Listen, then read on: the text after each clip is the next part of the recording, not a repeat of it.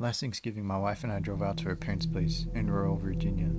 I've been there plenty of times, but this year it felt a little different. Her mom kept mentioning how they had issues with someone in the area recently. She didn't go into detail, just said to make sure the door stayed locked. Her parents lived in a house surrounded by woods. No neighbors close by, no streetlights, nothing, just trees and a long driveway. When we got there, everyone was already cooking.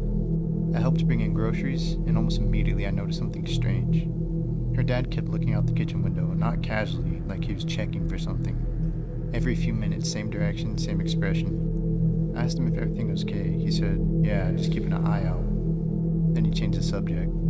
As the day went on, more family arrived, and the house got loud with conversation. But even with all the noise, I kept catching her dad peeking out the window, or stepping onto the back porch to look into the woods. It was subtle, but it didn't stop. By the time we all sat down for dinner, I had forgotten about it until halfway through the meal, when her mom quietly said, "Did anyone check the back door?" Her dad froze, then stood up so fast his chair fell over. He stormed toward the hallway and disappeared around the corner. The atmosphere at the table went dead silent. My wife whispered, "Somebody's been hanging around the property." Before she could explain more, we all heard it. The sound of the back door slam, followed by her dad yelling, "Hey, get out of here." Everyone jumped. I ran toward the kitchen, and when I got there, her dad was holding the door shut with his entire body weight. Something, or someone, was pushing back against the other side.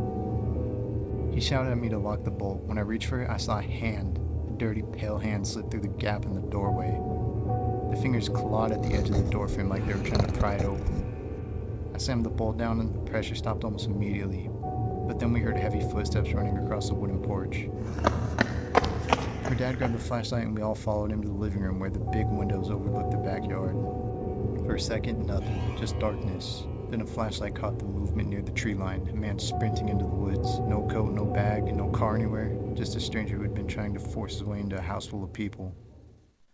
Police showed up, searched the property, checked the woods, nothing. They told us he had probably been watching the house for a while. Later, her dad admitted he had seen the same man earlier in the week, standing behind the house around dusk. When he yelled at him to leave, the man didn't speak, didn't even look startled. He just walked back into the trees.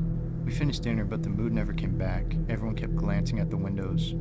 That night, I barely slept. Every sound outside felt like footsteps. And honestly, the scariest part, her parents never got an update. No arrests, no sightings, nothing. Just a man who disappeared into the woods after trying to walk into someone's home on Thanksgiving.